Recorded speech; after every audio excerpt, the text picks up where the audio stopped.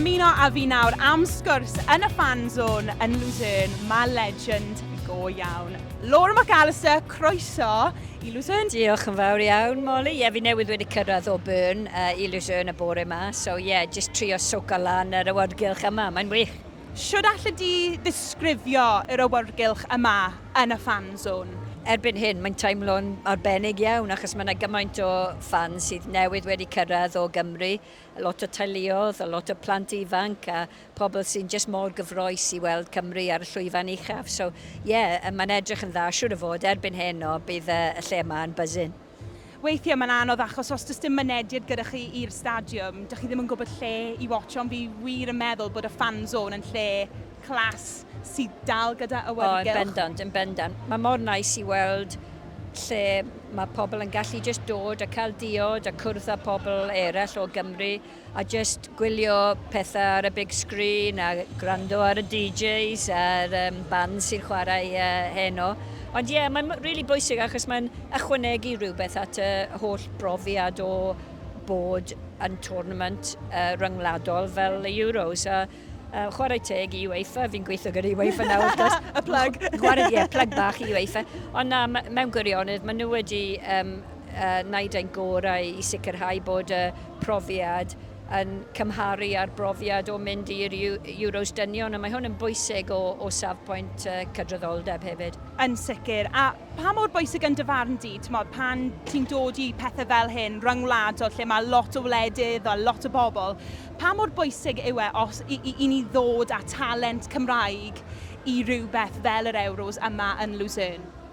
Wel, dyn ni wastad yn dweud bod y tournament yn siawns i dangos be mae Cymru yn golygu fel cenedl a be mae'r USP Cymru ac wrth gwrs diwylliant a music a DJs a'r holl delwedd o Gymru yn bwysig iawn. So mae'n siawns i ni dangos bod ni'n cenedl modern neu'n cenedl sy'n rhoi bwyslais ar egwyddorion fel cydraddoldeb a diversity ac yn y blaen. Ac i ni sy'n gweithio am myd pêl-drod, mae'n bwysig wneud pethau'n dda ar y cae, ond hefyd tu mas y cae hefyd, achos dyna siawns i Gymru dangos i'r byd be dyn ni'n all about fel cenedl. Yn enwedig yng Nghymru, mae pêl-droed a cerddoriaeth wastad yn mynd llaw yn llaw. Ffaith bod y tîm fenywod wedi dod mas yma i Luzern, mae hwnna hefyd wedi agor drysau i fenywod mewn diwylliannau gwahanol.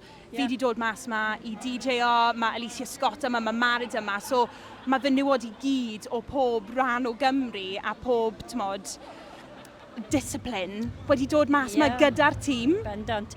Ac fi wedi dweud yn barod, i ni, nid jyst llwyddiant ar y cae yw'r peth pwysicaf.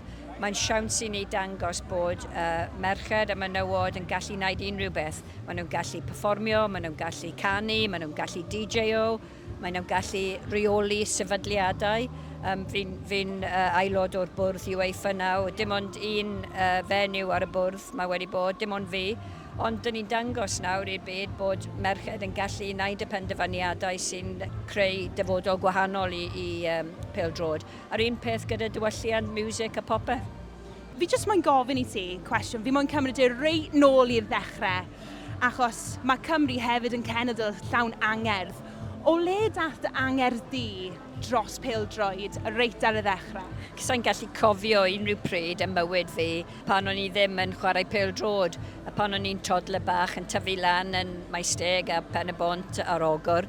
O'n i'n wastad yn chwarae gyda'r bechgyn yn y pentref a just cico'r bêl o gwmpas yn yr ardd gyda fy nad ac yn y blaen. So sa'n gallu meddwl am unrhyw pryd, ond drwy gydol fy gyrfa fi'n meddwl bod pêl-drod wedi rhoi gymaint i fi, nid jyst i chwarae fel aelod o'r tîm cenedlaethol, ond hefyd fi wedi gwneud gymaint o ffrindiau drwy'r gêm a cael hwyl ysbryd jyst yn mynd lan i cico bêl o gwmpas. So, mae'n siawns i dangos bod chi ddim gallu...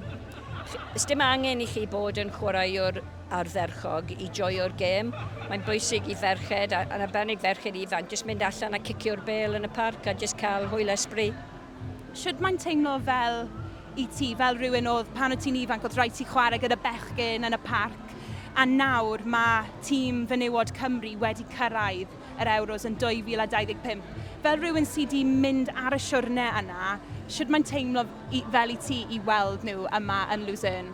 Fi'n mor prawd i ddechrau, mor prawd a mor thrilled ar gyfer y merched yma sydd nawr yn cael siawns i cynrychioli Cymru ar y llwyfan uchaf. Ond ar y llaw arall, mae'n rhaid cydnabod bod pellter o flaen ni hefyd ar y taith. Dyn ni ddim yna erbyn hyn, mae yna lot mwy o waith sy'n bwysig i cael ei wneud naw o flaen ni. Ond mae'n bwysig nawr yn y dyfodol, bydd y Cymdeithas Pêl-droed Cymru yn rhoi mwy o ffocws, mwy o arian, mwy o adnoddau, jyst i sicrhau bod yr un fath o gyfleoedd ar gael i ferched ifanc sydd ar gael i bechgyn. Ond dyn ni ar y taith nawr, mae yna strategaeth cryf gyda'r Cymdeithas, a dyn ni wedi rhoi mwy o arian mewn i'r gêm yma, ond dyna'r siawns mwyaf dyn ni wedi cael erioed i jyst rhoi profil o Pêl-droed Cymru jyst ar y llwyfan ryngwladol a hefyd dangos i'r byd sut fath o cenedl yw Cymru. Ti'n absolute trailblazer, Laura, wir i ti. Bydd amser gen ti i fynd i weld Luzern a St Gallen falle i fynd o gwmpas? Wel, gobeithio, ie. Bydd fy nhaelu yn cyrraedd heno gyda'r merched, just achos maen nhw eisiau gweld y gemau wrth gwrs. Ond fi dal yn gweithio nawr gyda UEFA, so mae rhaid i fi mynd i cwpl o gemau eraill ar ôl y gêm Cymru, achos y priority, y blaenoriaeth fawr yw Cymru wrth gwrs. Ond wedyn, ie, fi'n mynd i tŵn Basel a Bern, ond dod nôl wrth gwrs i St Gallen dydd Mercher nesaf fi weld ni yn Ciro Ffrainc. Well, exactly. Mae gen i un cwestiwn arall i ti, Laura. So, yn amlwg fi'n DJ, okay. Os o'n i am roi ti ar y ones and twos i DJ-o yn y fan zone, be bydd go-to song ti i chwarae mas ar y speakers yna? Oh, wow. Wrth gwrs, the old bangers fel Zombie Nation, wrth gwrs. Mae hwn yn bwysig, rhyw fath o mix Cymraeg i Zombie Nation felly. Fi'n fan mawr o Meunir Gwilym, so dewis un o'r tracks lively bywiog Meunir Gwilym hefyd, a mix it up a bit. Laura McAllister, in the mix, yn y fan zone. Diolch o galon am dy amser, a gobeithio na i bumpo mewn i ti rhywbryd pan ti ddim yn brysur ac yn gweithio. Siwr o fod, ie, diolch.